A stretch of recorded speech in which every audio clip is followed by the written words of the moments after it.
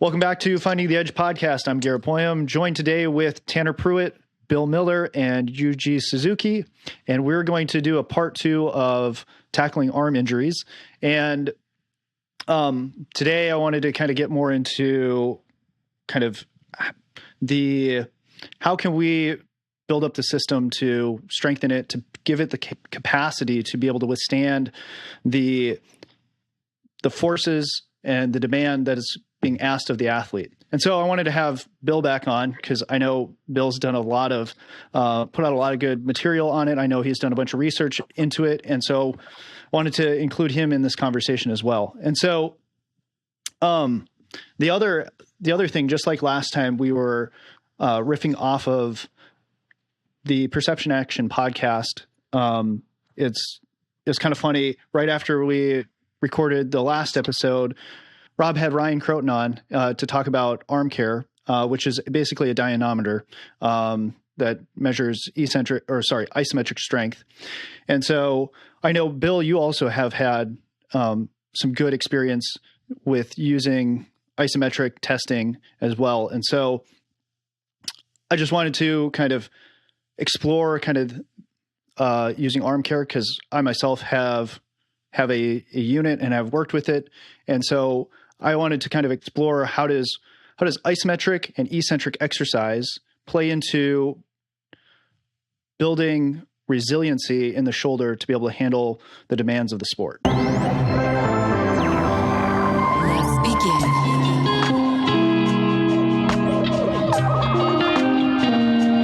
Analyzing.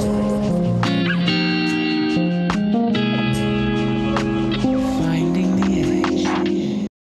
So what Ryan does a great job of, and I've been doing this as well for a long time now, is testing strength around the shoulder, like isometric strength going externally, internal rotation as well, shoulder flexion, just testing general strength around the shoulder, especially like the posterior shoulder, just testing it pre and post throwing, knowing what your numbers need to be.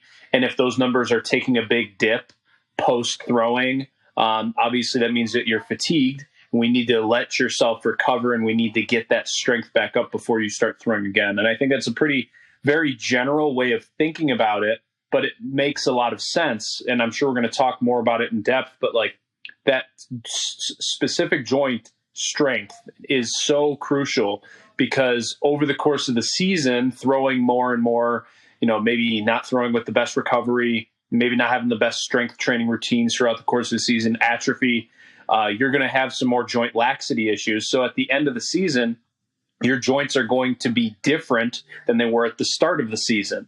And that's going to be a problem, especially if you have those laxity issues at the end of the season with less strength around the joint. That's going to lead to a lot of injury concerns. So I guess that's kind of the main thing that Ryan really talked about. And we've been doing it for a while, and I like it a lot. One of the things that I've experienced with this, and I'm curious, are you using specifically a dynamometer or are you using more of like a crane scale? Because I've seen you use more crane scale stuff. I don't know. Have you also used a dynamometer? I never have. Okay. I've only used the crane scale, and it's just because that's what our budget has right now. So fair enough. Because I've played around as well with Wii boards. And trying to do because I think initially the research was done with Wii boards, doing like an I, basically an overhead flexion test, and then a Y test, and then maybe an external rotation test, or maybe a T test. Actually, I think it was a T test. And so I tried implementing that when I was at Missouri State, and I was trying to do it more frequently. And what I found is like guys with the isometrics, they just weren't really prepared to do them. They didn't like them because, doing a max contraction, like quick exercise, even if you did some sort of warm up, it also was time consuming. And then they also would get some sort of discomfort or pain with it. And I also found that to be somewhat true even too with the arm care device as well. Guys also didn't always love doing the exercise simply because they didn't always feel good doing it. And so that makes me kind of wonder, I mean, I understand why they kind of defaulted to testing once a week. If that's the case, right, then doing a test less frequently might kind of allow you to kind of get around that a little bit. But to me, if I'm testing for readiness and we're going to throw every day, I want to actually have a better insight into the readiness of the system. And so I would like to test it more frequently. And so that's where my thought process. And then I saw the thing that Driveline put out with their partnership with Armcare. And it sounds as if Driveline is testing frequently, like almost every day with that. And to me, that makes sense. So I'm almost curious of like, how would you go about coaching or getting buy-in with these isometric tests? Also, Tanner, I know that at MASH, you guys use Casey's stuff. And I think that's also it's also an isometric test as well. So I'm kind of curious your guys' feedback with how the players respond or the athletes respond to doing these isometric tests, because in order to kind of part of what I think the test shows is like how quickly can you contract, especially with Armcare, because it'll give you a time to peak force and all that sort of stuff. And so it's not just a raw output number, it's about how fast. And I think with that, how do we prepare athletes to be able so that the test does not become a point of injury risk? How do you guys kind of go about dealing with or navigating potentially troubleshooting any sort of issues that come up? So for me, what I always like, it's a part of our everyday warm up. Like it's what we'll do. So I usually let guys have whatever freedom they want for mobility drills, whatever's going to work for them. But then once we start like the real CNS warm up stuff, we'll have usually 2 or 3 medicine ball movements, 2 or 3 lower body, like jumping, sprinting type movements. And then we'll go right into the isometric test after that. It usually doesn't take more than 10 minutes. And in my opinion, it's like, all right, yes, it's a little bit of an inconvenience, especially if you're on the road and, traveling all over the country playing indie ball or whatever it may be. But I train a few indie ball guys right now, and I know that they keep getting asked about, oh man, what are you doing that in your warm up for? Like, oh shit, 4 or 5 weeks into the season, he's still doing really well. Like these are things that I think other people will start to pick up on. Yes, it's not your normal stretching, high knees, butt kicks type of warm up, but if it's going to work for you, then you continue to do it. So it's just kind of what we've done, I guess, for a while now. Tanner, do you want to kind of talk about what you guys do at MASH and the system that you guys use there? Yeah. So when I first got there, we did, I think it's called like the TISO testing, just a bunch of different positions for the shoulder, I, Y, T, A, internal, external, different things like that. And it was like when the pitcher showed up, they would do a band routine and then they go right into TISO testing before they did anything for that day. When we moved to the new facility, they were supposed to build a wall where we could actually continue to do that with anchors for bands and the TISO testing. And they actually didn't put that in like we expected. So we had to abandon it halfway through.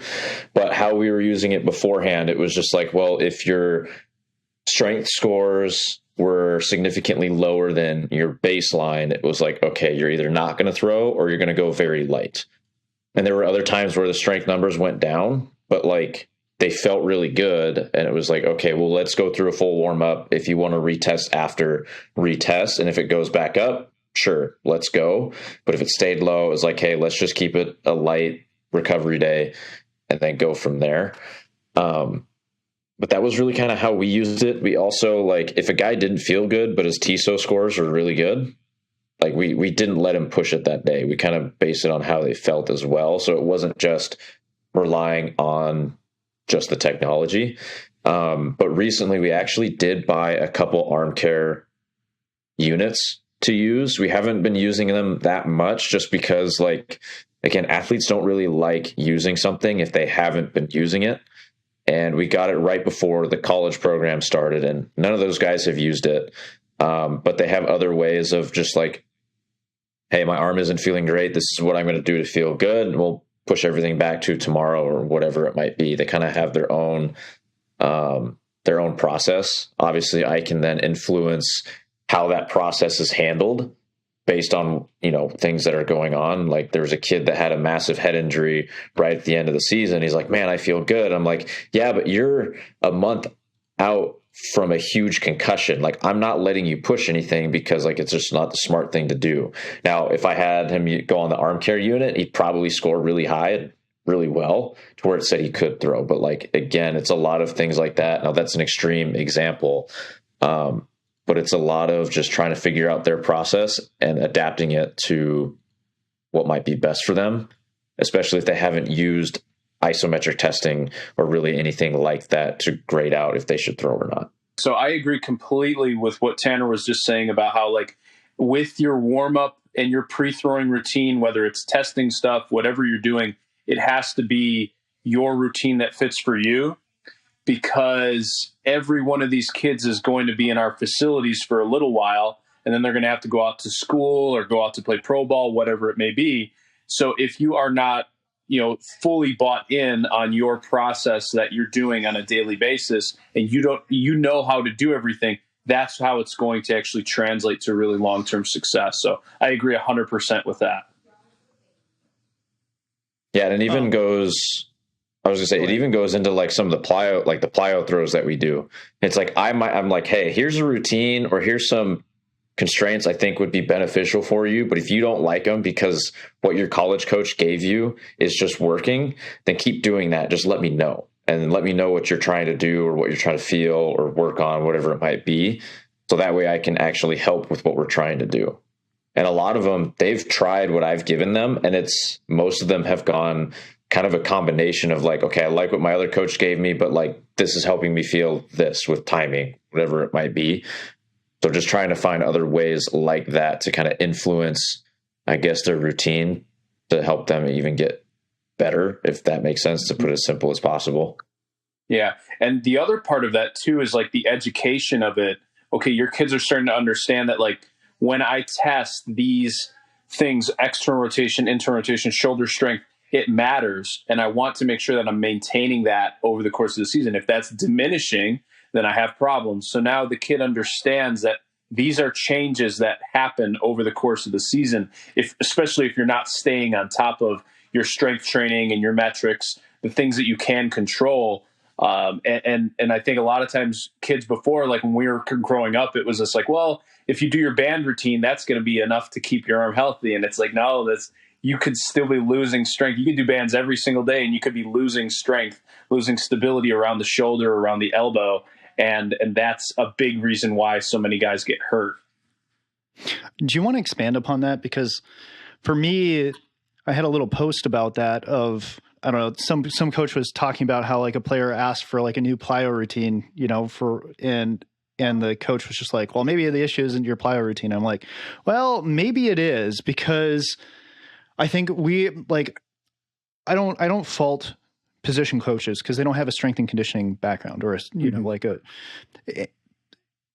but from a strength and conditioning perspective, the stuff that a lot of programs are doing for what they think are arm care was probably only arm care for maybe a month, right? And then after that, the person has now more or less accommodated to that. Now it becomes just a glorified warm up, which is okay. There's nothing wrong with warming up, because you do need to prep the tissues for what you're doing and get blood flow and all that sort of stuff. But I don't think it begins after a while. It doesn't begin to do anything, or because it's not a great enough stimulus, or the stimulus is too much. Because the thing that I dislike about the bands is the more you stretch them, the more force is going to be there.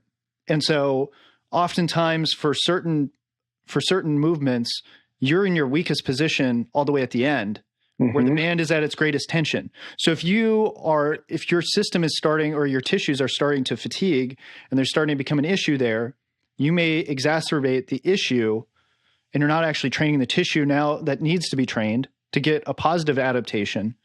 And now it just kind of, it becomes this downward spiral.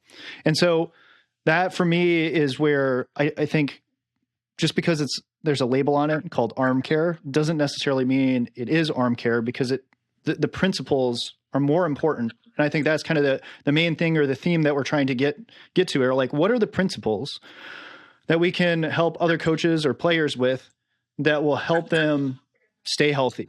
And so kind of to try to finish this point, in order for the tissue to adapt, it actually has to be the appropriate force that lends to adaptation. And I think what happens is there's either too much force and it can't adapt, and so you start going downwards and the person starts to get injured, or there's not enough stimulus, or that stimulus, the body can already do that, so then it has no reason to adapt to it.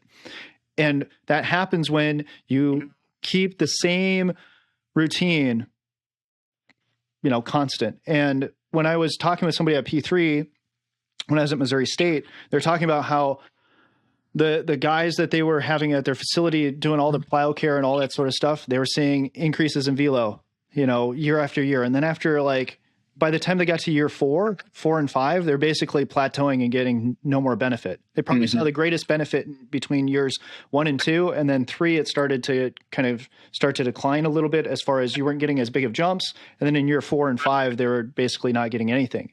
And that's just a result of the fact that you didn't change the stimulus at all. Like, you're doing the exact same intensity, the exact same reps, and the exact same weight. And so because of that, the system adapts to that, and then you're not going to get any more benefit out of that. Yeah, you hit the nail on the head. Like, you can't curl 20-pound dumbbells your whole life and expect to have really big arms like, Ronnie Coleman or something like that. It's very basic, but it's so under applied in the arm care realm.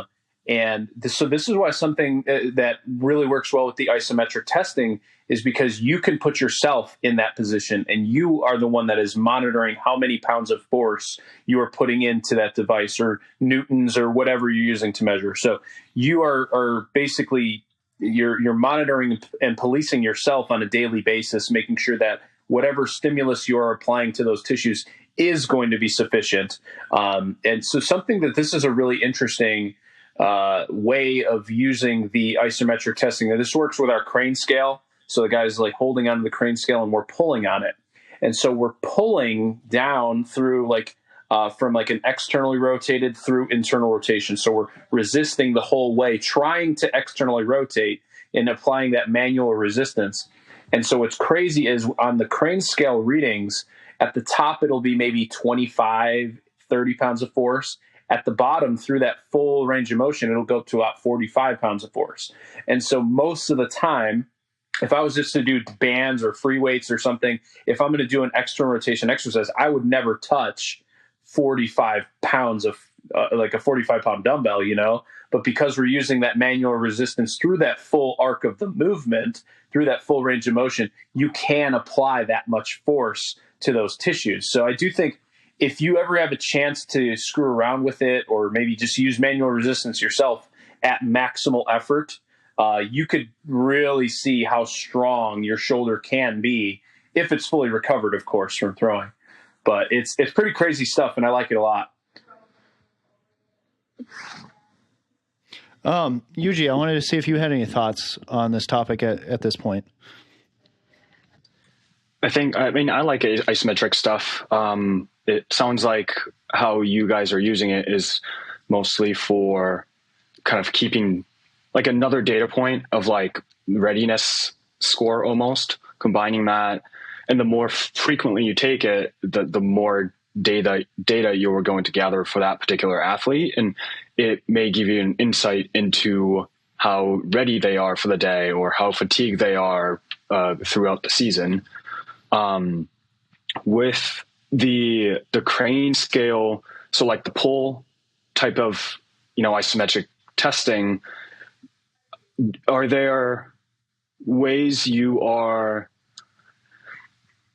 like standardizing that in terms of like moment arm, like how their shoulders positioned? So I'm kind of curious to hear about that in terms of, there's a lot of degrees of freedom in that type of testing, and like that, the data is going to look very different depending on, if the setup is variable / random. So I'm curious how you guys are ensuring like the setup is standardized. Yeah, that's the most challenging part for sure, especially if you get a kid who goes, let's say he buys his own crane scale and he goes out on his own and he's not in your gym anymore. He's doing it out at school. And now he was doing the test in your gym with, rib cage stacked, half kneeling position, shoulder at 90 degrees, all that stuff. Okay, that's how he was doing it in your gym. And then he goes out to his school somewhere else and his spine is leaned back and he's just kind of yanking on the crane scale. Like, that's going to screw up the numbers drastically, like you said. So that is probably the biggest part of the challenge, is making sure that things are standardized. And I mean, the way that I standardize it is probably going to be different than the way that Tanner does it, and then maybe the way the ArmCare app tells you to do it. So that is probably the biggest challenge. And I would say probably the way that I've tried to navigate that most is like, okay, know what form and technique is going to work for you, like the athlete. And so when you go out on your own and you're doing this testing stuff out in indie ball or wherever you're at, like, just monitor yourself and really know, like, that that these numbers make sense to you, and the way that you feel that you need to be doing the exercise. But yeah, as far as running like a case study or some sort of a research-based paper, I don't think I have a very good answer as far as standardizing it, at least not yet. So. And I think what's hard on the standardization piece is that you're dealing with a biological system, right? So you're going to have these variations that are going to occur, right? Like, you just, especially when we're dealing with humans, there's just going to be so many different confounding factors. And I guess part of, to me, what becomes important is that you're looking more for in some ways, the interreliability. You're trying to figure out what is kind of standard or the norm for that individual. And you're just looking for deviations from that. And I think for me, that's why I wanted to take measurements more frequently. I mean, ideally every day, because then you can begin to see the state of the system. And what I mean by that is you're more looking at the nervous system. And I think the more that I look at, like, kind of dig into this, is the nervous system is the one that's kind of talking a lot to the muscles. And so if the nervous system is also downregulated, it's not going to be able to interact with the muscles, and then the muscles are not going to be able to contract as quickly. Now, there could be other just local fatigue even within the muscle, but I also think that also plays in with the nervous system as well. So the isometric testing is usually fairly good at giving you a sense of how is the nervous system doing, or even doing, like, for example, you can do plyometric jumps, like, and measuring RSI, right? And like your contact times, a tap test, right? Like, there are different things. I was using a tap test that also included a reaction time. And so, like, I think those give you an idea of how is the CNS doing. And I was kind of curious, Bill, if you've seen any research with regards to, because when I was listening to the podcast with Ryan Croton, they mentioned that the grip test is pretty indicative of readiness and potential for injury. And so, and when I was, I think, listening to, I think it was Cal, or I think it's Brian Mann, who's the VBT guy, or one of the guys who was big with VBT. He knew to test all his athletes on the days where their grip strength numbers were really high. He knew the guys were going to PR on that. So it seems as though, like, you could almost just test grip to get a good baseline of the readiness and the health of an athlete. So I'm curious if your thoughts are on that and your experience with that. I think grip is another very good one as well. Like, there's obviously limitations to just doing grip strength alone. But if you think about, what are some of those limitations too that you're thinking?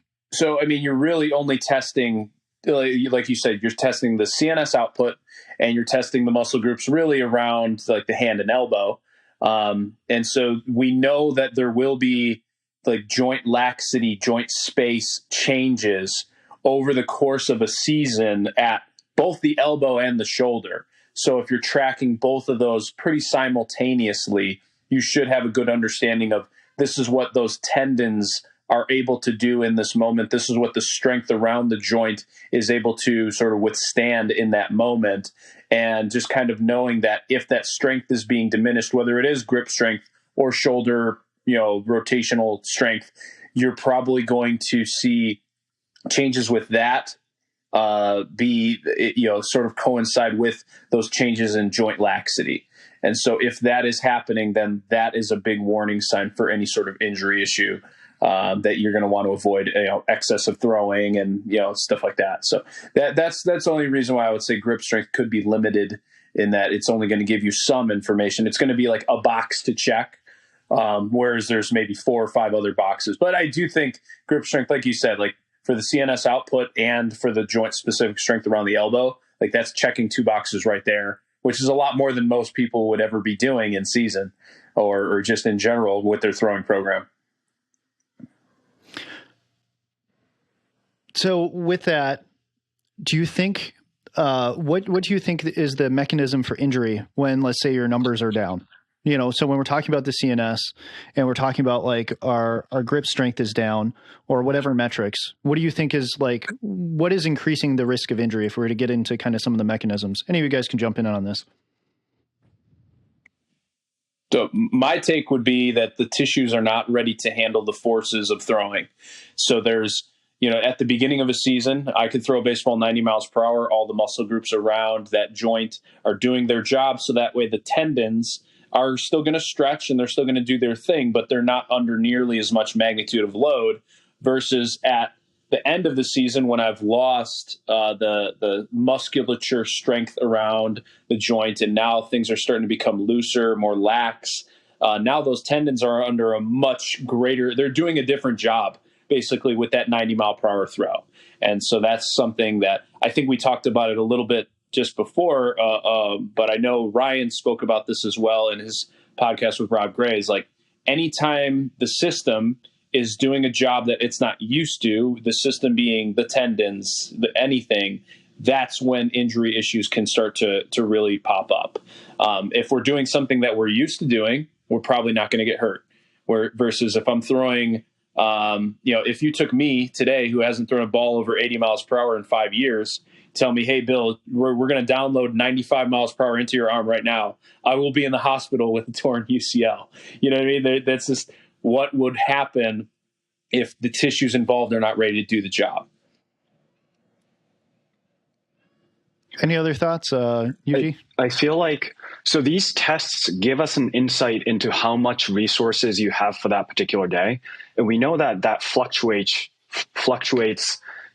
almost daily, and especially throughout the season, right? So it's just a way to monitor, like in my mind, it's a way to monitor the manifestation of that. And the more standardized and more consistent and more frequently we can take these data points, the better we are going to be able to say, like, okay, this is a potential fatigue situation. This is a potential CNS situation, because we know that like some fluctuations are normal, but if we see that, okay, this is a clear outlier and it's clearly low for the past several days, that tells us something is going on, right? And that we need in order to kind of auto-regulate our training / outing / performance in a way, because now you have less resources and you are, if you're doing the same amount of work with less resources, you're digging deeper into kind of overflowing that cup per se. We've kind of used that with Tanner. So if you already have a ton in your cup, right, and say when it overflows, you have an injury because you've overloaded the system, right? Some days you just start with more in the cup, right? More fatigue, more stress. And these data tells us where you're at, like how much is in your cup right now, right? So that's where like it's part of the decision-making process, along with how that athlete is feeling that particular day, to again regulate how much load is appropriate, how much load, intensity, volume is appropriate for that day. And if we start to ignore that, we're now, clearly digging into the digging too far into your resources, and that's potentially an overload to the system situation where likelihood of injury is probably a little bit higher. Am I making sense with that? 100%. Yeah. So I actually have a really interesting thought on sort of on that exact concept. So I have a kid who he's thrown live at bats in our facility for probably about the last year now. He throws every week, every Tuesday, 100 pitches. And yesterday he ran it up to like 94. So he's still throwing pretty hard. Every time he would go out to indie ball, he would throw less. And then he would, maybe he would have bad travel. He would have, poor sleep, whatever the case is. And he would come back and, he may either get released from indie ball or whatever. He would come back after a month and just be ravaged. Like his body couldn't handle it. But for whatever reason, at our facility, he gets to sleep at home. He gets to eat good. He gets to do all these other things. So he can withstand it. And so just as he was saying, that cup is always filled here when he's in Chicago throwing live at bats at our facility. But, the moment that he goes away out to pro ball and has to live that grueling lifestyle and, have the more unexpected days of throwing, his cup was never full. And that's probably like a big, big part of it. I don't think, in all honesty, I don't think his strength numbers ever got diminished over the past couple of years. Like he's built like a unit. He's a big, strong dude, but he would still run into those same issues. And I mean, there's so many factors that came into it. I'm sure like, when he took the mound out in the Frontier League, he was probably trying to throw harder than what he does in the facility, but there's a lot of factors into it. But yeah, I definitely think like the idea of your cup being full today or not, I would imagine most pro guys in the middle of June are dealing with this right now, where their cup is not very full, and it's tough. Like that's probably the toughest thing about baseball in general is being able to operate and being able to withstand those types of ups and downs of the lifestyle of being a baseball player. Yeah, I think you bring up like almost two really great points, where one is that there's more to your overall ability to tolerate stress than just pitch counts and pitch intensity, right? There's the travel, there's the pressure, there's life, nutrition, sleep. All these things contribute to the overall workload, quote unquote. And sometimes we forget that and look only at outputs in the gym and on the mound, or on the field, I should say. So I think that's a really important realization that we need to have in terms of managing an athlete, is that it's not just the things that they do in front of us that counts in terms of taking away from their overall resources. And number two is that this is kind of touching more towards the ecological dynamics perspective, but those pressures, lack of sleep, time of the day, those things are key components in terms of your performance, as well as your, overall load management capabilities. And we need to probably include some of those into our practice, right? Because you brought up the great point of like, all right, this one pitcher has been throwing a lot of pitches every day and they've done just fine, right? So the ability to become adapted to that type of stress is important. It's not just, it's cumulative, right? Like what you are adapted to matters. And if we forget that, like pressure of the game, live situations, those things also count to this workload, and don't consider that in our training to make sure those are included and the athletes are adapted to that, then we've missed the boat, I think. 100%. We've prepared them in terms of volume and intensity and frequency, but not to the additional stressors of like the game, So maybe some days we should be encouraging them to pitch, after their lifts when they're a little bit more fatigued, obviously managing the intensity and pitch count. But I think we need to get them to become more adaptable and more flexible in terms of pitching with, training with fatigue, pitching with fatigue, without going over the limits of like, oh, we've overloaded them, we've screwed them over. That's the biggest challenge. It's so tough.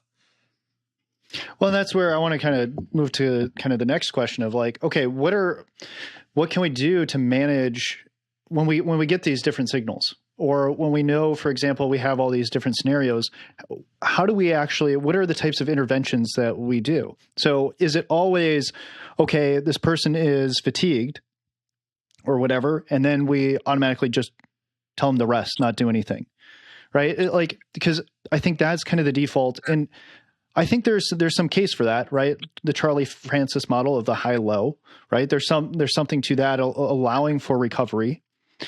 But at the same point, we also know that no stimulus too sometimes can also have like a negative effect as well. Like there's something to be said for having the ability, and two, you're going to need it, especially if you're a position player, to play every day. So you're not going to be at 100% every day. So you also need to train the system to be able to perform when you're not at 100%. And so I guess, because there are certain things that I think we are able to do to kind of try to stimulate the organism to try to get more out of it. So for example, right, you can take caffeine. Caffeine can help, get a little bit more out of the system, even if it's not at 100%.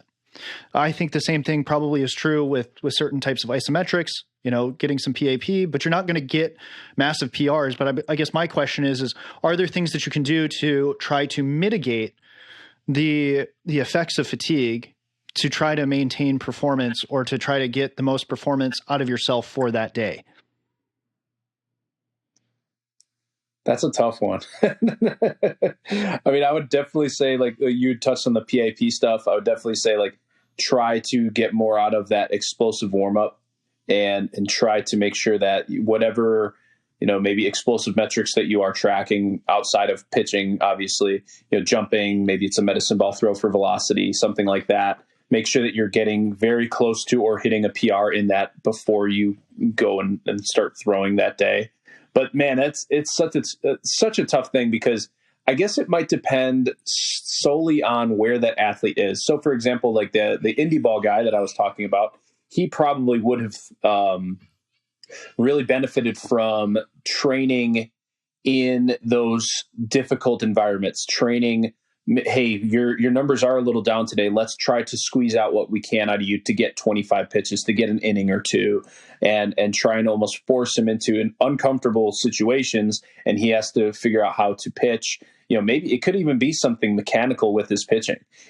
Are you able to become more efficient in a slightly less explosive state, if you will? Are you able to still get those easy 90s, quote unquote, and pitch with that? Because at the end of the day, like, you have to go out and perform. And are you able to figure out ways to perform without putting yourself in slight of an injury risk type position?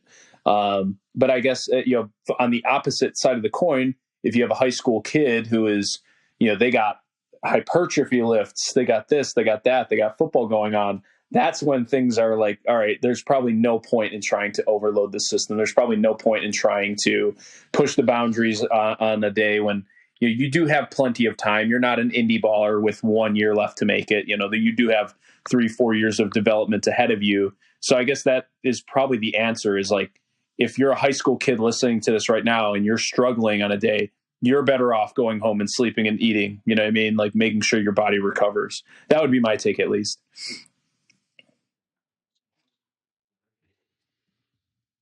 Go ahead. Oh, sorry. I was gonna say, some of the things that like we've done at MASH with our high school guys, like Bill, like you said, like they've got all these other things going on. So if like they were supposed to throw a bullpen that day and they're just like, I feel terrible, like we kind of let them take their warm up nice and slow just to like simply feel good.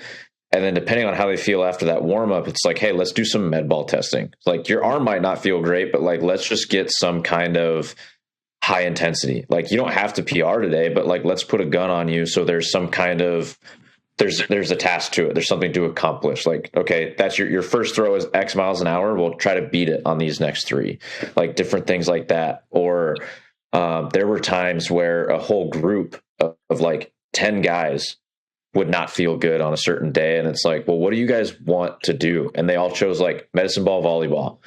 Cool. We're going to go 5-on-5, whatever it might be, med ball, volleyball. And they actually end up like going at high output because Garrett, kind of like what you alluded to, is like something to get more out of the system. Well, competition is a great way to do that. And that's what these high school kids are craving, because right now they're training together in December, but 4 months down the road, they're playing against each other. And so they want to get after it as much as possible, because they want to trash talk each other in April on the field about, yeah, I beat you in med ball, volleyball, whatever it might be for these high school kids. And so then they go nuts at it. And it's like, they just got a great training stimulus and they didn't even throw a baseball yet. And at that point, like, yeah, just get some light toss and then get out of here, because we got 30 minutes of med ball throws in, and it wasn't the same way 2 times in a row, because it was a competition. They're running, they're jumping, they have to change direction. Like, they're getting all of it, even though they didn't feel good, but because they have that competition, they have some adrenaline and they don't want to be embarrassed. They find a way to push through it. And I think that's another, like, a couple ways, I guess, to get through, like, well, okay, you're not feeling great, what else can we do? And I think those are great things to do, especially for high school kids. No, I love that. I think too, the other element that I kind of want to explore is, okay, I think that's good for if a guy doesn't feel that good that day, how can we do some low intensity, or like how can we shift the intensity away from the tissue that's not ready to go. But the other thing that I want to explore is, okay, what can we do to actually help rejuvenate that tissue? Rest is one thing, and trying to shift intensity away from it. But if you have to play that day, I guess the question is, how can you try to get yourself ready? Or if you're going to be playing soon, what are things that you can do to accelerate the recovery of that?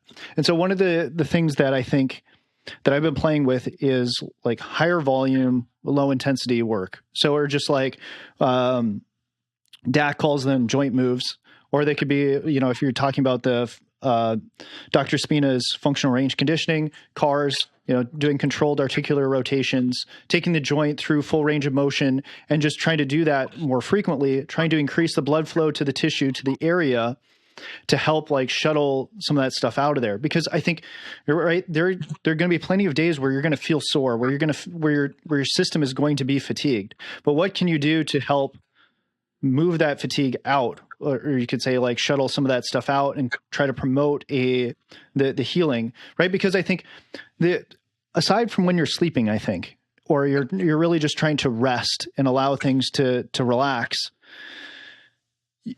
there's something about movement that promotes healing and recovery too, right? Like, because again, going back to some basic principles, force is the language of, you could say, the cells. And so force helps dictate to the system like how it needs to organize. And so if we're not putting force through the system, then we're not telling the system how to organize.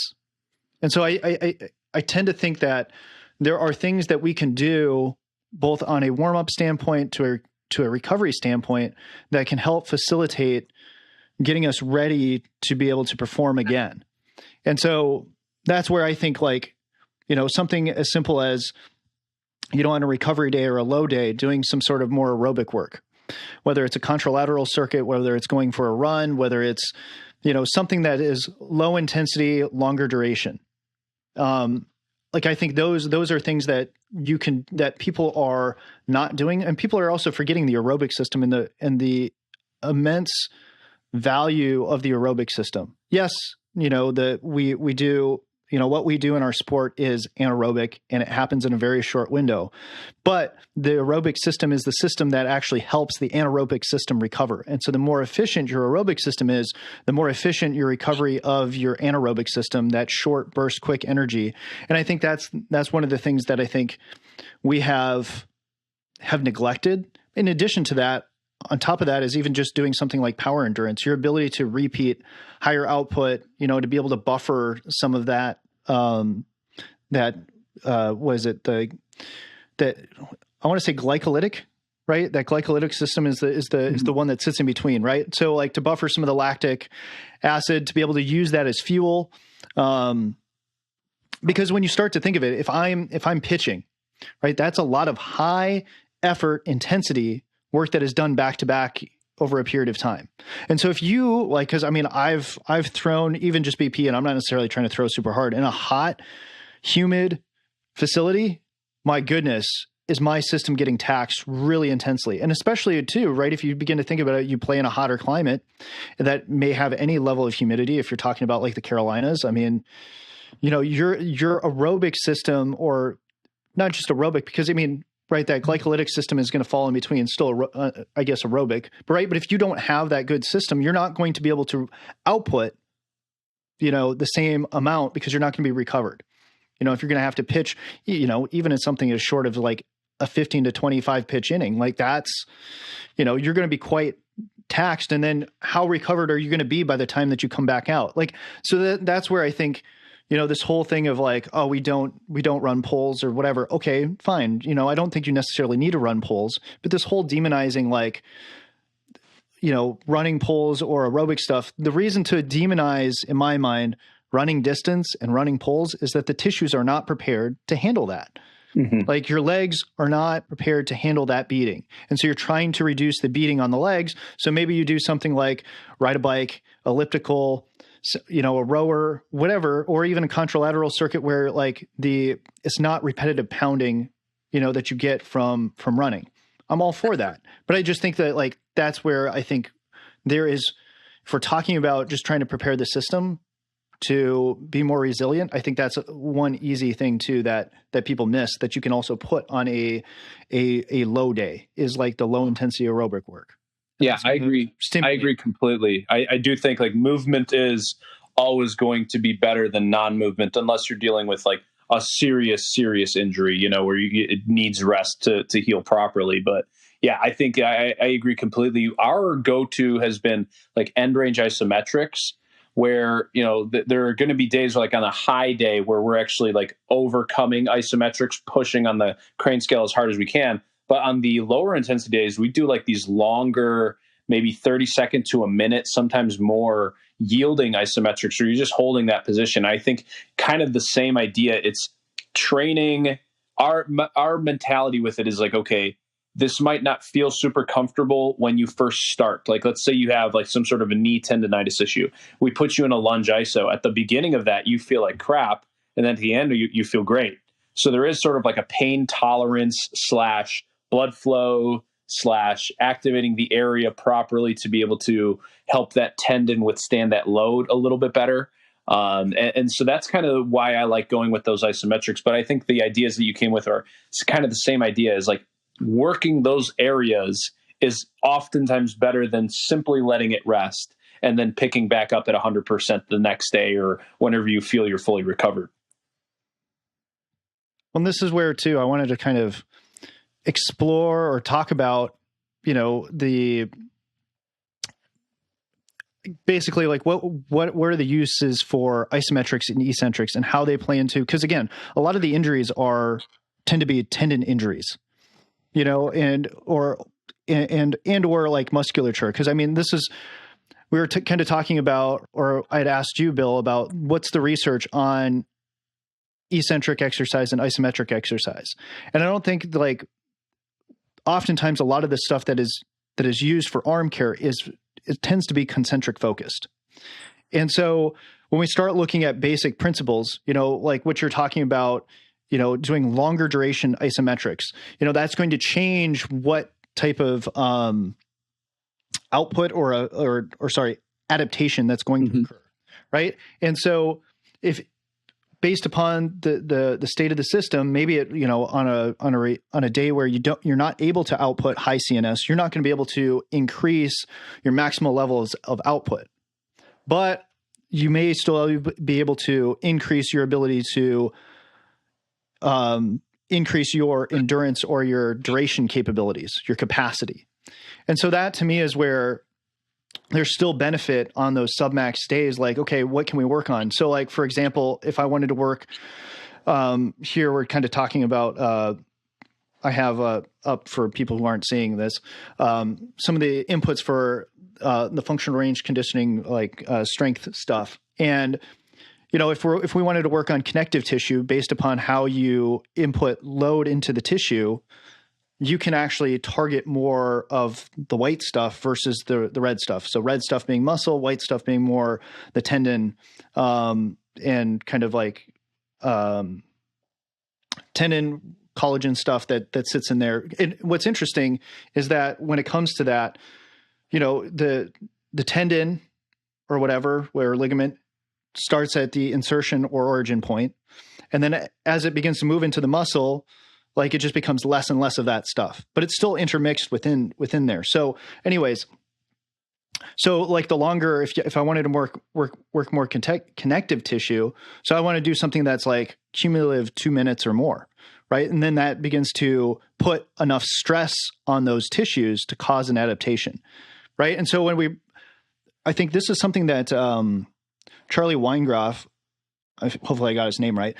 I was asking somebody a different question. He was sitting there about like, okay, how am I supposed to do triphasic or whatever? And then he's like, dude, what adaptation do you want? You need to think more about what is the adaptation that you want to get out of your training, more so than the method. Like the method is more gets you the adaptation. So you want to figure out what adaptation you want or what adaptation is even possible for that day. And let's train that so that we can actually get our athlete to where we want them to be, or have the qualities to be able to acquire the qualities that we need them to have. And so I think this is the element where, if we're talking about trying to tackle the issues when it comes to arm injuries, is, all right, are we looking at like, the space or the range of motion that an athlete has? Can we actually improve that? Or what can we do to improve that? Or do we need to increase the capacity and give them more connective tissue, or increase their load bearing capacity, or their maximal strength, whatever it is? I think though the big thing is like we haven't really looked at what can we do to influence the tendons, because that's where a lot of the issues are coming from. So I don't know if you guys want to speak to any of that.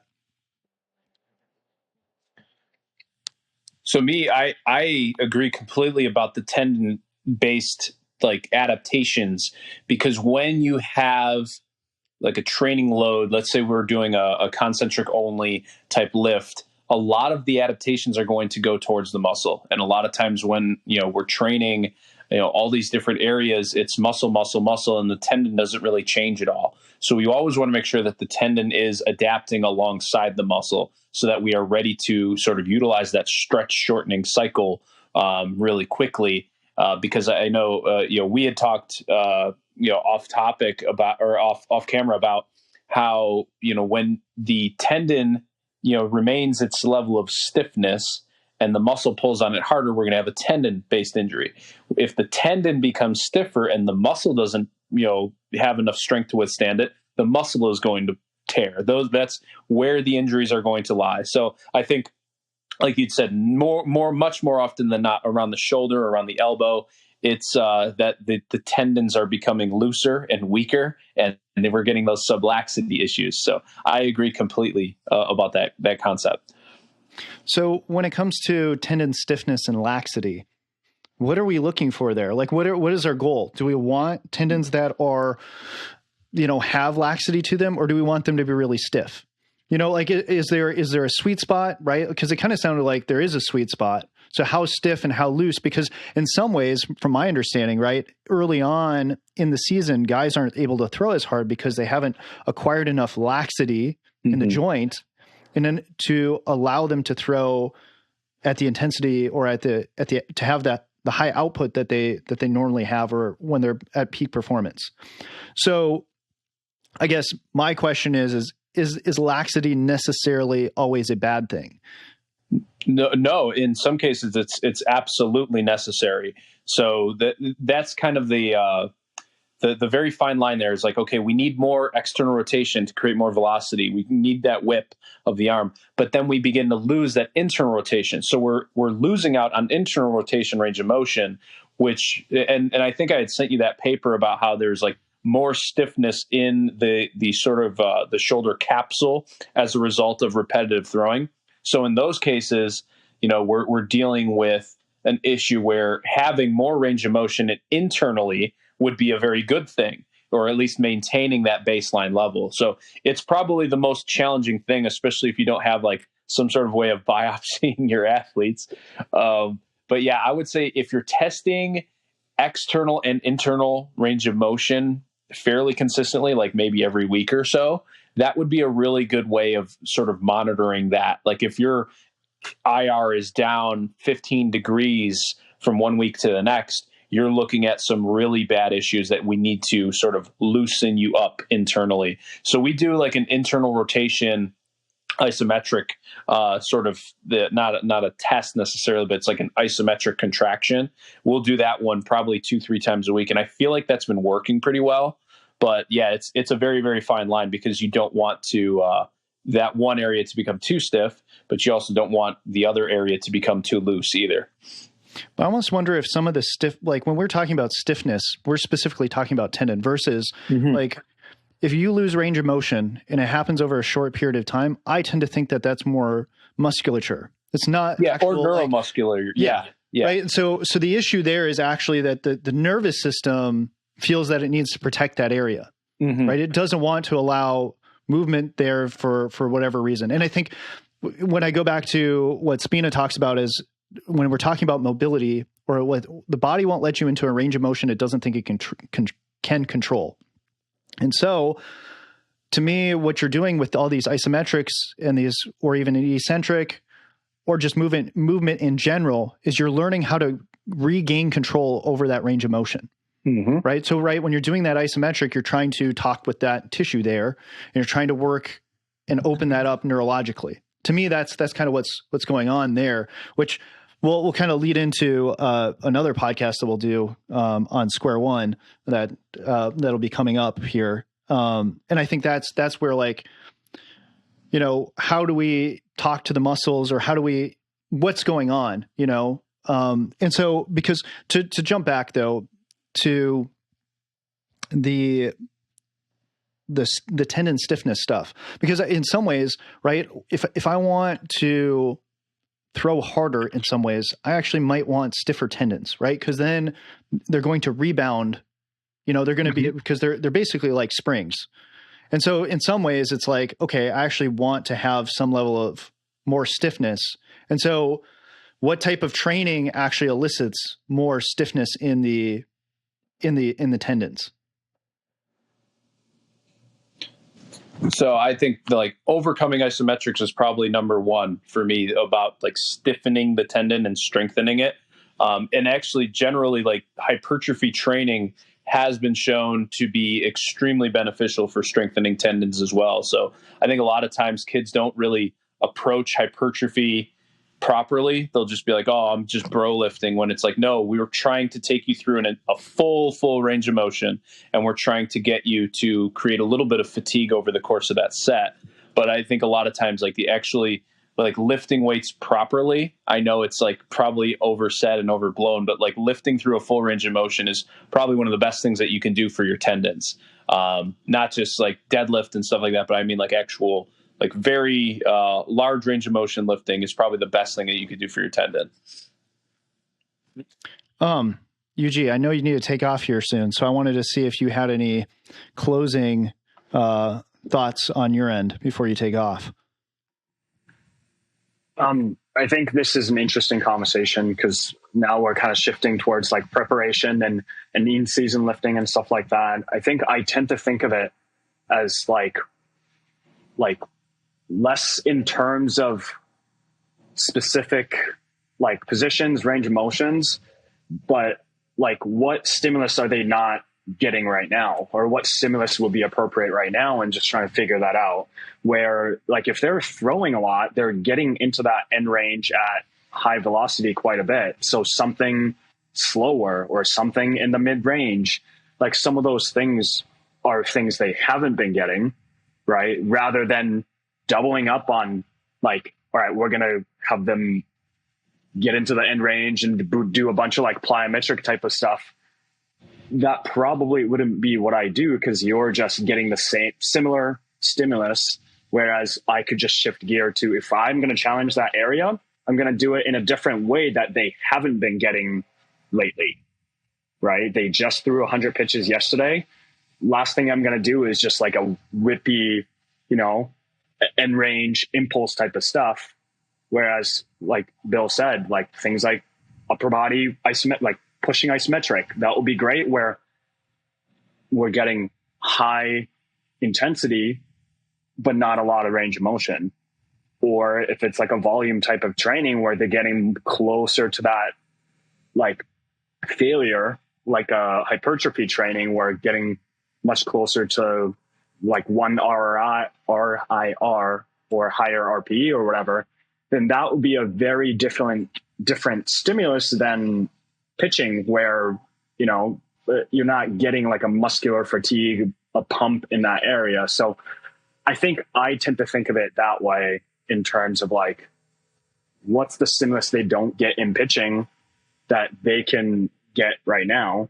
And this depends on like time of competition and like season training too. So it is a dynamic process, but it's really interesting to get an insight into like how other people are thinking about decision making.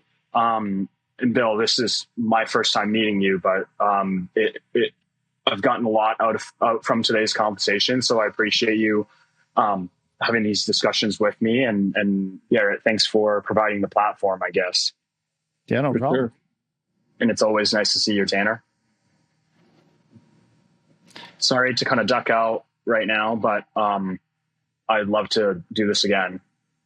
Perfect. So I think in this next portion, I want to try to explore more the practical applications of like, what does this look like? But and Tanner, you were just mentioning a moment ago about, you know, a lot of coaches care more about the practical application, like what do I do versus the underlying principles. But I just keep coming back to, I think the underlying principles are more important than the actual thing that you're doing, like the practical or the method or whatever, because I think that's the problem that like, that's why we're having the injuries that we're having right now. Yeah, like, I mean, go ahead. Yeah, and you can go back to the whole aerobic thing, right? Like coaches didn't really know the underlying principle for why it was important. But man, I was at my junior college, I didn't lift a single day all fall or winter because it wasn't important. But what is running poles, you know, all sorts of aerobic activity every single day, to where it was like I could hardly drive home because my legs and arms were shot from just being exhausted. Like, and coaches overdid it, and it was just like they didn't understand the theory or the principles behind it. And I think we actually see it a lot with anything ecological, is they see this idea of like, oh, context, more live ABs, more scrimmages. And it's like, no, not necessarily. It might be better than what you're doing, but you also have to understand like the game isn't always going to teach the game. You need slices, or you need certain aspects of it to really develop guys when it comes to in-game stuff. And I think that's where a lot of people fall short, is like they try to apply it, it doesn't work, and it's like, I'm just going to go back to doing what I did when I played. And that's the only reason that they do it, is because that's what they know. And I think really anything that you throw out there, like they want to go straight to the, you know, applying it, practical side, and they don't care about the theory because they just want to know what works. They want that shiny new thing. And it's like, you really have to understand the theory before you apply it. So then that way it's not just a shiny new thing, but it's a way of life, way of coaching.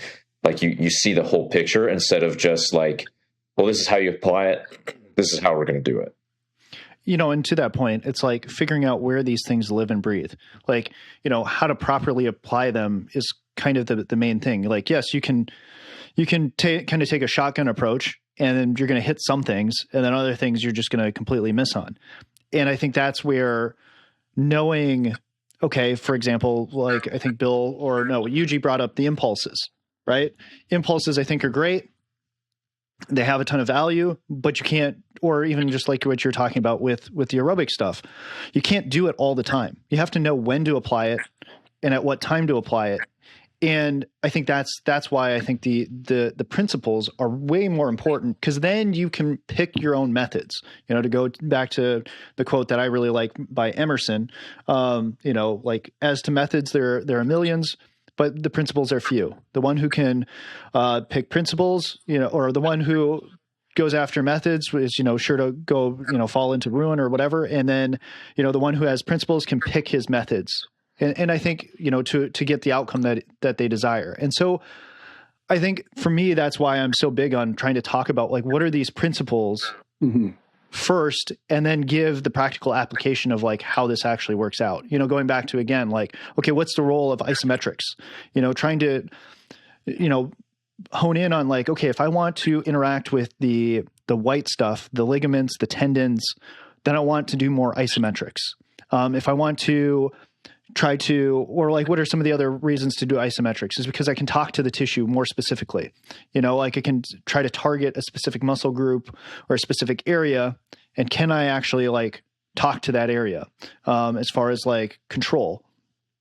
Like these to me are the reasons to like begin to understand, okay, what are isometrics? What are the benefits? What are the ways that we can use it? Going back to like, say, for example, eccentric exercise, I'm going to be able to remodel the tissue. I'm going to be able to overload the tissue with more force than what it could do concentrically. And also too, you're going to, you know, be able to talk to the muscle too for a longer period of time, you know, as you're moving through a range of motion. To me, these are all some of the benefits for eccentric exercise, and why, you know, if a person has an injury, why is it that isometrics and eccentrics tend to help somebody with pain? Mm-hmm. You know, and like, to me, that's where, you know, isometrics, you have a lot of control over what's going on. And then the system has more time to, you know, acclimate to that so that it can actually feel like it's safe and it can control it. Same thing with an eccentric. And so to me, that's where like these things need to be brought in more into the arm care routine. And I don't think I've seen them in some people's arm care routines, but is not in the one that the masses know. Like those are, I find them to be less frequent in people's arm care routines than your typical concentric exercises. And that's why, for example, when we're talking about Rob Gray's interview with Randy and Jaggers, like I'm not big on the J bands. Like I think you can use J bands for a lot more than what people use them for. You can apply isometrics, you can apply eccentrics, you can use them in so many more ways than just, you know, your YT eyes and snow angels or whatever movements that people are typically do with them. Like to me, those are all concentric moves. And that to me is where we're shortchanging what we can do, or there's a lot of low hanging fruit, I guess you could say, for how we can help guys out in terms of their arm health. Yeah. So here's an interesting little thought that I just kind of had as you were talking. So, and you guys, obviously, I want you to jump in. So, what would you do? Because I think this would be a really good listen for anybody listening to the podcast. What would you do if you were a kid who, let's say you're 18 years old, maybe 19, like early college age, high school age, you're throwing about 90 miles per hour. You're definitely you're pretty fit. You've been lifting for a while. You're, you know, in the average range of what 90 mile per hour throwers would be. So you're on the cusp of someday, if you gained velo and you did all the right things and you went out to summer ball and did all the right things, you will play at a high level college and maybe professionally someday. You're on that route basically. So we're still in the middle. You know, we have a lot of steps to get there. So let's say you're out in summer ball right now. You're that kid. You've had maybe 3 or 4 outings. What would you do? What would, like, if you were that kid and you downloaded all of your information into that kid's brain, like, what are you doing pre-throwing, pre-outing? You know, maybe the days post-outing. For me, at least, I think probably one of the biggest things that I think a lot of kids are missing on are isometrics the day after the outing. Because if you think about, like, the stresses of throwing are so fast, they are, you know, stretching those tendons really fast. And so now the next day, we don't have to do them immediately post-throwing, but the next day, I want to spend some time, like you said, talking to those tissues, making sure that we're promoting those tendons to regain that strength and that stiffness that we had before. And then, of course, like going through mobility, deep range of motion stuff, I'm always a fan of that. But those are kind of the things that I think a lot of kids are missing out on. No, I mean, I agree. I think it just becomes a question of like when and where. You know, I've played around with doing isometrics afterwards as a form of recovery. And I think when there is trauma to the tissue, I think that makes actually more sense. Meaning you have pain, you have a loss of range of motion.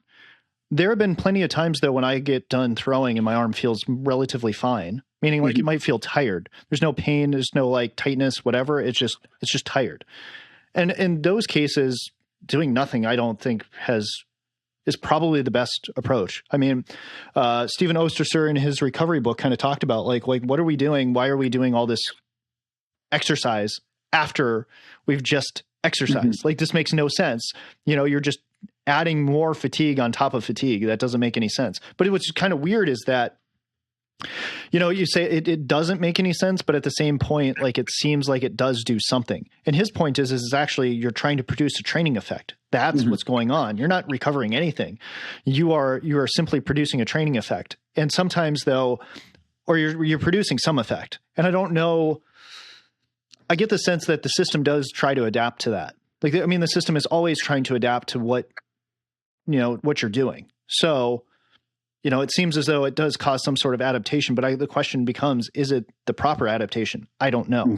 But I do think that if the goal is recovery, I think was his point, doing nothing after you finish is okay. You know, but at the same point, when I was at Missouri State, we had one player who just always felt like crap the next day, you know, to do the recovery stuff. And so we just did his recovery, meaning like his contralateral circuit, you know, his movement circuit. It wasn't about like trying to do specific arm stuff. It was just more like, all right, let's take your body through like a full range of motion, do a little bit of a flush. And he felt better the next day. So it's, so I think it is really dependent upon the person as to whether or not what the right thing is for them, you know, because it seems as though like you can start to move out some of that fatigue with the right types of movement where you're not overly fatiguing the system. Because my understanding too, with the contralateral circuit, what you're doing is you're actually shuttling blood from one side of the body to the other. So when you're moving contralaterally, blood gets, this is the, you know, what is claimed, blood gets kind of shuttled around. And so what I found too of playing around with some different like circuits is if I'm changing up the exercise all the time, I'm not accumulating as much fatigue locally in certain tissues. And so when you finish up, you actually don't feel, the system doesn't feel as globally or like fatigued in certain areas. And I think that's where I think it kind of, when I come back to a lot of this stuff comes back to how does it make you feel? And I think that becomes really important with, it's not so much about like, well, it's supposed to do this. Well, that's great, but how does it actually make you feel? And I think that becomes the real litmus test for me of like, okay, you know, that I'm going to probably start changing up what I'm doing if I keep hearing the same thing of this is how I'm feeling afterwards. You know, I might say the first time or the second time, maybe those are one-off flukes. Maybe we need to tweak some things. But if I'm getting a consistent result, then it's like, you know what, maybe this isn't actually the right thing for that athlete. So I say that all to say is that, you know, I think there's a case to be made for doing something right after and, or, you know, maybe an hour or two later or something like that. And then even, you know, as much as, you know, 12 to 24 hours later, you know. Yeah. And for that kid, that example that I was talking about, I think there's going to be so much that's out of his control too. You know, there's like, all right, you just got done with the game. We're getting on a bus and we're going 6 hours, you know, so you have no choice. But I would definitely say for that kid, that you brought up a great point of like, are you feeling ready to do this thing today? And especially we're talking like in season. So we're not trying to stress your system to prepare you for the next season. We're in season right now. We're in the middle of summer. So I think if you are in tune with your body and you're taking care of yourself, you're sleeping, you're hydrating, you're doing all the things that you're supposed to be doing, and you wake up maybe 2 days post outing, you're like, I do not have this, you know, whatever lift that I'm supposed to be doing. I do not have the energy to go and do it right now. It's okay to pivot. It's okay to do something else. And I would recommend that you should do that and always have like backup options of, all right, today's going to be an isometrics mobility day. Today is going to be an aerobic circuit type day. Like those are good things to do that, like you had mentioned previously, it will help elicit good adaptations for those tissues that is not going to run you further and further into fatigue. And I think that's probably something that too many kids are hanging on to right now is like, I got to do my big reverse lunge day 2 days after I throw because that's going to make me big and strong to throw harder. And it's like, that's probably not what you needed in the moment. Maybe we could do that in December. Maybe we could do that next, off season a whole lot more. But right now in the summertime, it's okay to pivot and do different things that maybe you wouldn't be doing in the off season. Does that make sense? Well, and I think that comes back to like, what is the purpose of where we're at right now? So for example, in season, we're trying to maintain. We're basically trying to maintain, and then maybe, add some sort of stimulus to kind of get us like a mini peak, right? Like that, those are the types of things of, I'm either trying to maintain capacity or I might be trying to deload to create some sort of peak. And I think those are kind of, or, change up the stimulus to try to get some sort of peak. I think those are kind of the things that are kind of what I'm thinking about in season of like, what is even possible? Because a peak might not even be possible, but on the other hand, I know that I should probably be touching on certain qualities to maintain them, so I think that's where, from a training standpoint, I think that's kind of how I'm thinking of things. And to your point, like also too, we don't necessarily have to have like these big stimuluses sometimes, for example, yes. Okay. Yeah. We can pull heavy weight or whatever, but what does that mean? Because the system might not be able, like going back to the analogy that we used earlier in the podcast of like how full your cup is, or to flip it, to use it as a bank account. Like if you have less money in your bank account, you can't write as big of checks, so like that weight today, if you don't have that in your bank account, well, then you can't output that force. So being able to audit, because from my understanding, it really just comes back to the perception of the system. So as long as the system perceives it as a high output, it doesn't matter that the output is less than a different time. It was just max output for you that in that moment. And I think that can send the signal. So to me, this is why I like isometrics, is because again, it is, you can do that safely, and whatever your max output that you can do safely is, you're able to like really dial that in. If you start using weight, and you start going full range of motion, because I mean, other guys, right?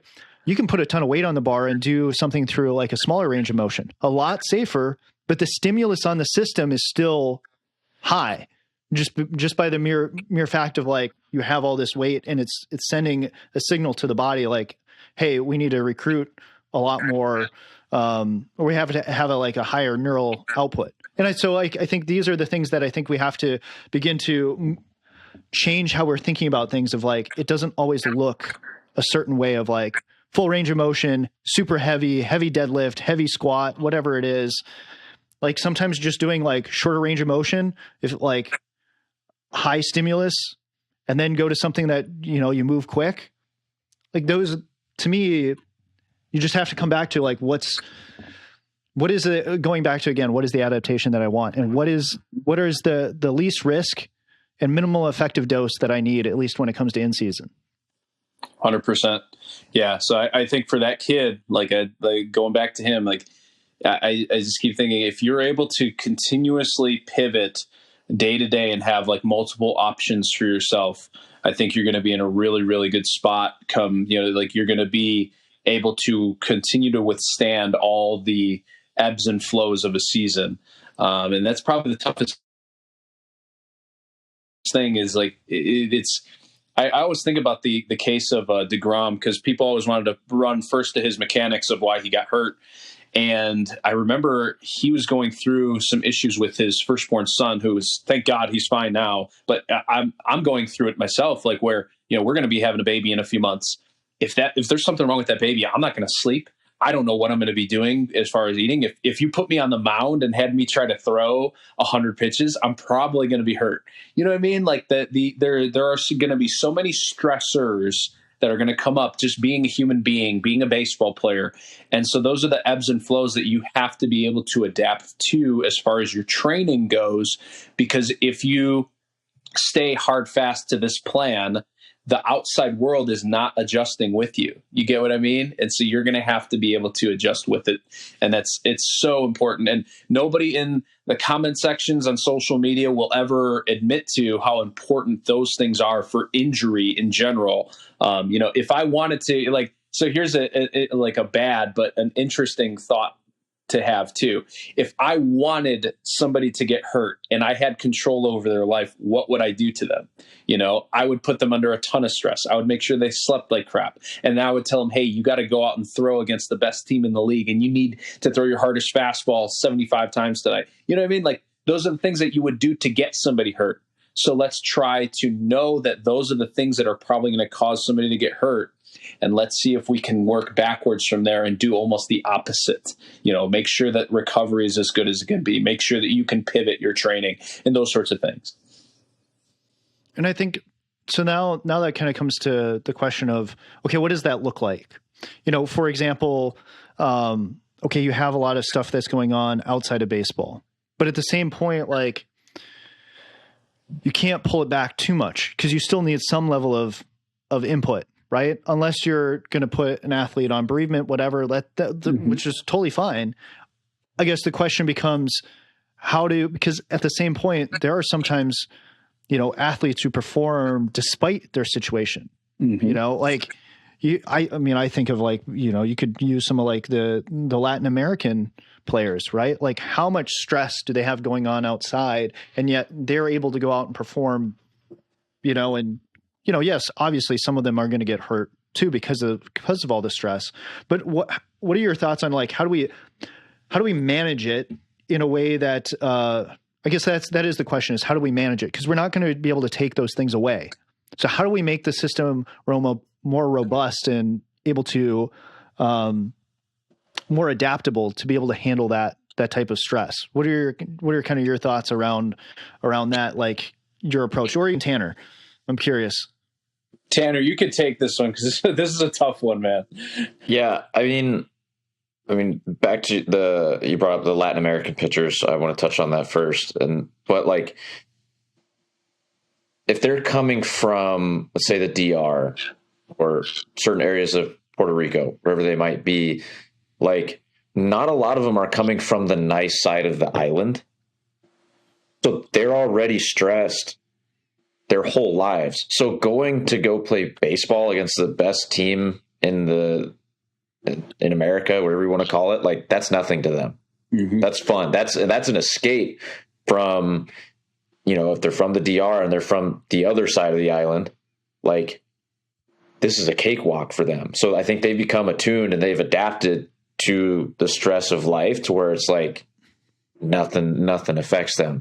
But when it comes to Americans, especially in the suburbs in Minnesota, where they're very well off, they're very comfortable, and it's like, great, like, your family has the ability to make you comfortable and give you these things, right? Which is awesome. But at the same time, it's like they're almost being coddled. They don't know what stress is. And so something that we did at MASH was like, I don't care if you stayed up late for finals, you're scheduled to throw live today. Mm-hmm. If that means that you don't get to max effort, it's fine. But what happens when, you're in playoffs, you're in sections, you're competing for a section title, you pitched 2 days ago for 4 innings, and you're just feeling kind of sore, and you're traveling, like, and your coach asks you to pitch, are you going to say, no, I'm tired, I'm going to sit out, or are you going to go out there and pitch? And it's like, oh, I guess I'll pitch. And it's like, okay, well, you stayed up late for finals, you had 3 tests today. Am I expecting you to, like, pitch great? No. But we need to try and fight through this so that way you can adapt to it. Mm-hmm. Because it's like, they come in and it's like they got perfect sleep, they have enough food, like, they have all these other things that being catered to them. I mean, they're at an air conditioned facility. Yeah. Like, all these things. And you're complaining that you stayed up late. Like, I get it. It's not fun.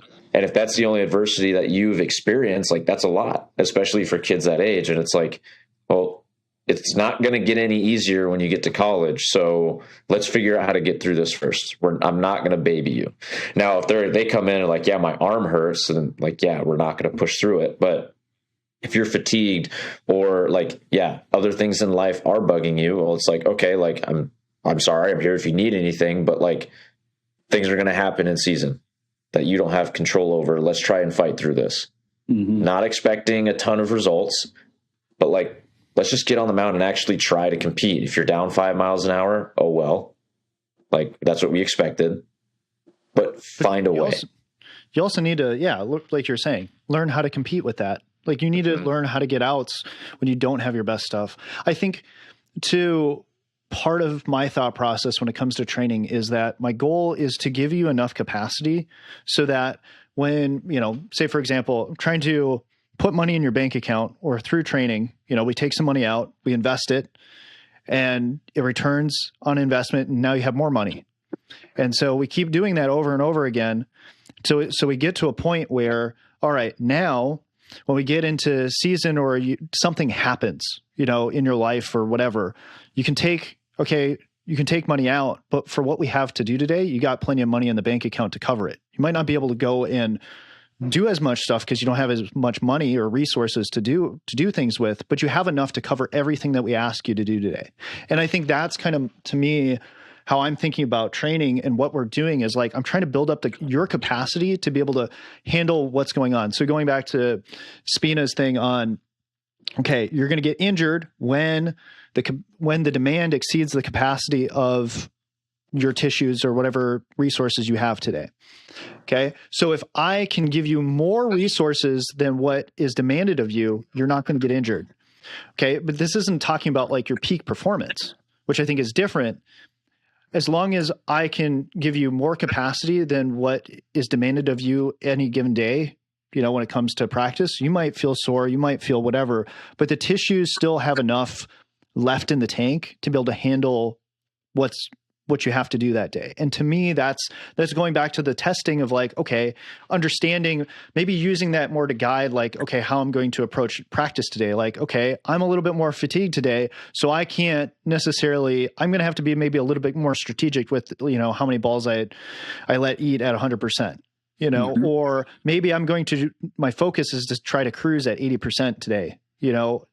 There are different things as far as like what you're trying to do, for that day. It's like, okay, maybe I'm not sprinting 100%. Maybe I'm sprinting at like 75% or whatever it is. I think this is where it becomes tough because, again, a lot of times, at least for us who have like an S&C background, we're always thinking about things in terms of like, all right, I'm trying to drive peak performance.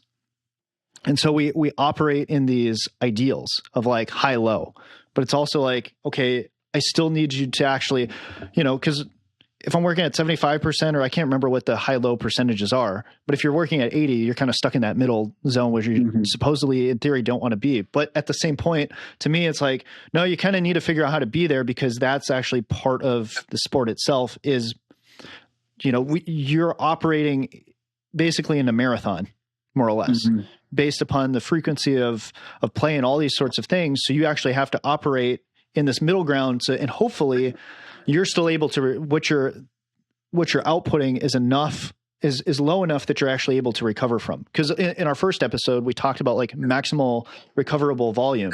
So if you can, going back to like, you're taking money out of the bank account every day, but if it's also bringing you income, as long as you are bringing in more income than you're taking out, you're able to recover. So to me, that's kind of like the recovery rate. And so, that's where it's like the athlete has to me, it's more about educating the athlete to learn more about themselves so they can begin to figure out because to me, this isn't a science where like, okay, I know this is automatically going to cause X, there's an art to this. And part of that art is helping the athlete, going back to, an ecological concept that Tanner, I think you'll appreciate. Skill is the search. And so part of what we're trying to do is we're trying to search and discover about ourselves. Okay, when I go at this intensity or I feel this is how I need to respond to that to get it so that the next day I'm going to recover. Well, that means that we're probably going to make some mistakes along the way. And that's part of the learning process.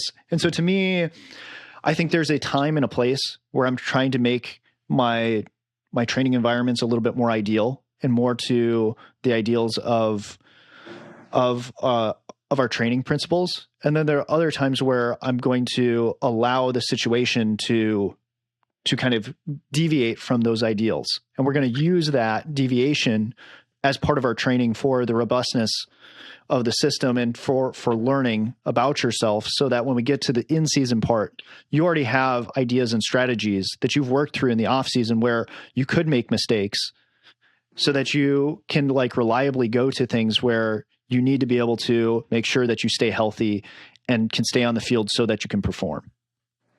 I agree 100%. And so I think that kind of leads me into like the last sort of thing that I wanted to talk about is like just the general idea of like what, people think about with injuries. I think there's such a stigma around like, automatically people on social media, like anytime someone gets injured, they're going to rag on their mechanics. They're going to rag on their weighted ball routine or whatever it is. There's such a negative connotation with soreness and injury. Obviously, we're not looking for guys to get injured, but I do think like what you just said was so important. Like we should be looking to try to get guys kind of like in an uncomfortable zone and then figure out how to get out of that, figure out how to recover from that, because that is ultimately what's going to help keep them healthy down the road. If you think about a kid who makes thousands of throws in an off season and never gets hurt, but then he gets hurt in season, he wasn't prepared for what happened in season. And that's kind of the overarching theme here is like injuries aren't something that you should necessarily be so scared of that you never really, sort of push the envelope. And then when the envelope is going to get pushed in season, you don't know how to handle it. You get what I mean?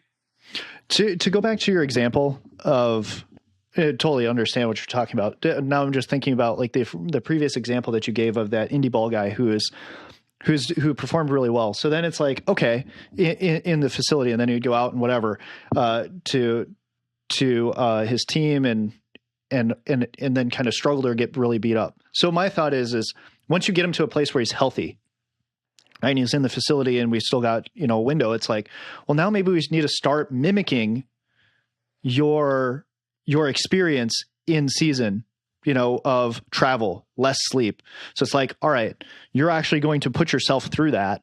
Mm-hmm. You're going to come into the facility with some less sleep. Yeah. Throw it 8 a.m. or something. Yeah. Yep.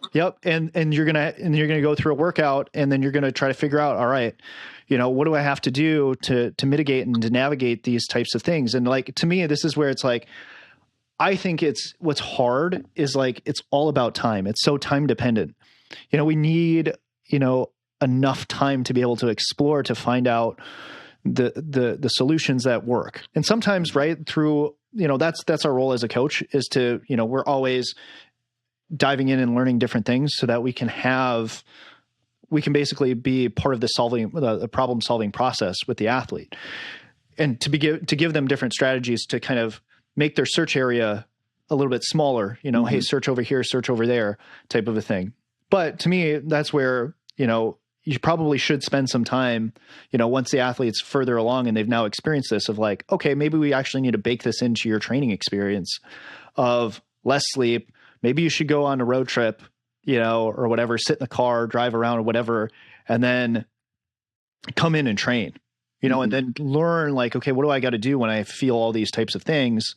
What types of things actually help me feel the best? And I think in my mind early on, right, just like any novice, you actually spend time doing more things, right? And the reason is kind of to use ecological language, right? You haven't honed in on the specifying information or the higher order variables, right? Because once you get to those higher order variables, it actually simplifies things. You don't need to do as much stuff because you know what important things are, and you actually simplify what you're doing, and it actually becomes less and less time intensive. And I think that's kind of the goal, is to, at first, you're probably going to end up spending more time doing a lot of different things. And then over time, you're going to start kind of stripping those things out and honing in on like, what are those main things that I need to do when these different situations come up? For example, like there are certain days where it's like, okay, I know, so for me, if I feel really sore and I feel really stiff, what I found when I throw BP, I actually just need to get really, really, really warm. So I need to wear more layers. so I can get like my whole system can like get really heated up. And then afterwards I'm like, man, I feel way better. And the main thing was movement. And I was just throwing BP and getting really, really warm and sweaty. Like, and it was just that simple, right? And it's not like, oh, I have to do a longer warm up routine and all these different sort of movements. Yeah. It's just simple. simply, Yeah. And yeah, so I think that kind of is like the last thing I guess I really wanted to touch on is like people like oftentimes, oh, this is why you got hurt. We're going to demonize this one thing. And it's like, no, there's always going to be layers. And what I would probably say the biggest reason people are getting hurt is because you're hitting a point where it's like you just said, okay, I came into that throwing session, I was a little sore, I wasn't quite ready, but I was able to pivot and I was able to get myself right. That pivoting and getting yourself right, whatever that action is, whatever that exercise routine is, whatever that thing is, those are the things that I think always need to be explored. It's not always a huge mechanical change. It's not always a problem with their weighted ball program or whatever thing people are, wanting to rag on social media. It's so minute, but it's so important on a day-to-day basis to be able to know that we're going in the wrong direction here. Let's pivot and get ourselves going in the right direction. Let's do the thing today that will, keep me performing well and I guess not getting hurt. But at the same time too, there is a time and place to explore. This is a thing that seems wrong, but I know in season it's going to come up and I'm going to be prepared for it. To kind of pivot on what you're talking about there, I kind of wanted to also talk about weighted balls and the role that they can play to actually reduce risk of injury. Like I actually think like that, going back to like people demonizing things, I do want to touch on that point of, yes, it's multi-factor, but I think if you begin to think about things from a principled standpoint, like, okay, why a lat tear? Okay, what are kind of some of the factors that could play into that? I think you brought up a really big one of what was going on in his personal life. But what could it also be the training, right? Meaning it was so focused on the red stuff, or maybe more is actually focused more on the white stuff. And the red stuff was not prepared to be able to handle now all the force output that the white stuff is now able to produce, being stiffer. And so I think it's kind of a both and type of approach of like, okay, when I look back at like, okay, a person got injured, it's telling me something, and what can we do to mitigate that? And I think that's kind of my hope for this conversation was to make people aware of like, there are ways to actually mitigate these things. It's not just like demonize weighted balls or mechanics or whatever. There are actual solutions. If we can begin to understand and look at the context and the situation, we can begin to address like, okay, maybe it was a tissue issue, a red, a muscle issue, or maybe it was a tendon issue, and we needed to actually work more on the stiffening the tendons or whatever, right? So now to kind of pivot back to weighted balls is like, okay, how can we properly use these to actually reduce risk of injury? Because to me, when it comes to weighted balls, just to say that this causing injuries is to say that lifting weights causes injuries. To me, that's completely ridiculous. Like, yes, you can inappropriately lift weights and get injured 100%, right? In the same way with weighted balls, you can use them inappropriately and get hurt, but you can do that with anything. So to me, that's like just kind of like a kind of superfluous argument, or it's very superficial. So the question becomes, all right, how can we properly use weighted balls to build up the arm? Because in my mind, weighted balls are a more specific form of weight training, right? Going back to the STED principle, right? Specific adaptations. Right. And so to me, if I want to, so all these same principles should apply when we're using weighted balls. And so to me, it's like a very specific training modality. And so, which is weird because sometimes I don't use it the same way. So for example, the way that I've been using it is I will actually start with a heavy ball and work down to a game ball, which kind of is counterintuitive, right? Because if you're going to do a warm-up set in a weight room, you're not going to start with your heaviest weight and work down, right? So, but I kind of want to work through this as from a thought experiment of like, why does this though make sense? And to me, it's like, well, if I use too light of a weight in the weight room to get warm, I'm not actually going to get warm. there's a minimum threshold of weight that I have to put on the bar to actually start causing, enough tension that causes an increase, a rise in body temperature. Mm-hmm. Right. So for example, if I put, 75 pounds on the bar. So I put 210s on the other side of the bar and I start warming up for my deadlift. Right. Like I'm not really going to get that warm from that. But if I put if I put 45-pound plates on there, all of a sudden, right. Because if I got the bumper 10s for the bumper plates, as soon as I try to go tension that thing to get my good form, the bar's already moving because it's so light. It's already coming up off the floor. Right. Right. I need to put enough weight on the bar so that when I go to tension it and try to, pull the slack out, I'm able to do that and the bar doesn't move. Yeah. So in the same way, I think that's how I'm thinking about the weighted balls is there's a right weight to start with that allows you to pre-tension or to create because to me, the benefit of the weighted balls, the heavier ones, is that it allows you to contract slower or longer to protect the shoulder. So whereas a lighter ball, same thing with the if you have 75 pounds on the bar with bumper plates, right? 10s. If I want to keep the bar on the floor, I actually have to contract faster to keep the bar from moving. Mm-hmm. So whereas the bar is heavier and it's not moving, I can contract slower and nothing's going to happen and I can properly get myself into position. So the same thing is true with a heavier weighted ball when it's not too much weight, but the right amount of weight. You're allowed to move at a slower pace and still get into the same positions. Why? Because, right, if I'm doing a Olympic lift and cleaning the bar, right, and I'm getting into the rack position, if the weight is too light, I might not have the mobility. But if the weight is heavier, boom, it's just going to put me in position. So the same thing I think is also true when I go to throw.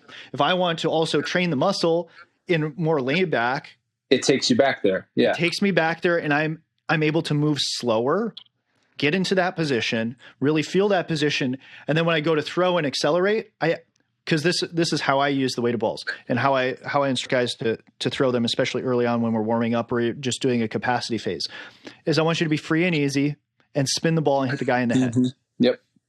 Okay. So when you're able to do that, like what I find is with the heavier balls at a lower intensity, working at, I don't know, somewhere between I don't think it's 50. I'm probably working a little bit 55% effort to 60. It's definitely less than 70. I'm able to easily just flick the ball out there.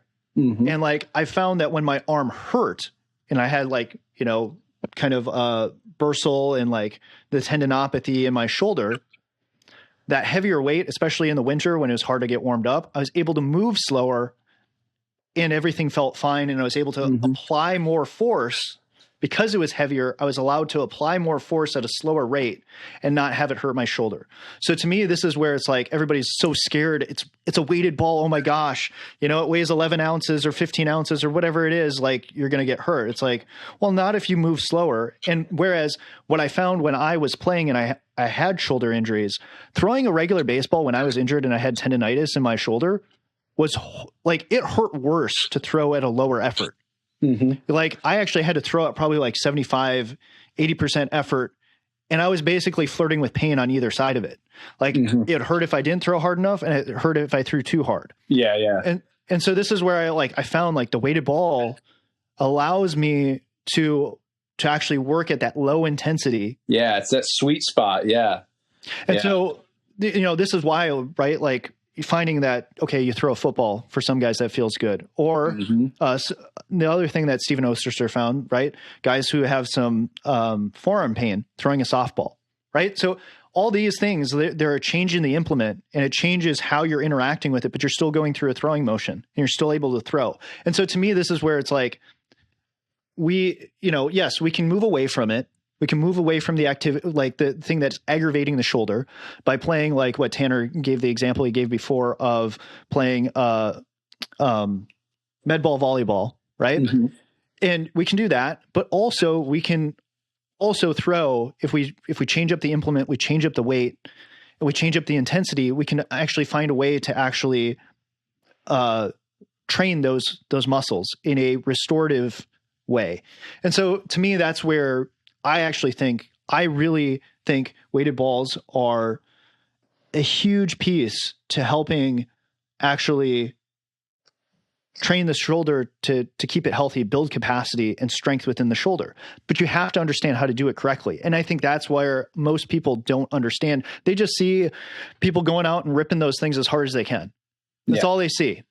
But the real place where I see is like, okay, you can actually build strength if you actually throw a weighted ball. I mean, if you just think about it, right? If I throw something that's heavier and then I go back to something that's lighter, I should have the capacity now to throw this thing that's lighter and not get injured. 100%. You know, yeah. I mean, there's some nuance to that, but like, you know, in a general thing, like it's the same way, like, right. And so now I can lift more weight and all of a sudden I go back to like 135 and it feels like nothing. I can rep it, you know, just rep it like it's nothing. That to me is this kind of the same sort of mentality of like, okay, this is why we do some weighted ball stuff. And we go, you know, I found that from my experience, 15 ounces, and you could probably do a little bit more than that, but 15 ounces or like a green plyo, that's about right. Or maybe even the new driveline one that's 15 is about right. 2 kilos, that's too heavy in my opinion. Like, I think you could get there and train it, but like as a general rule, I think that probably starts too heavy for most guys. And like, it changes the motion way too much. And so, you know, cause I've played around, I've gotten a 32 ounce weighted ball. That one's okay. You can kind of do it.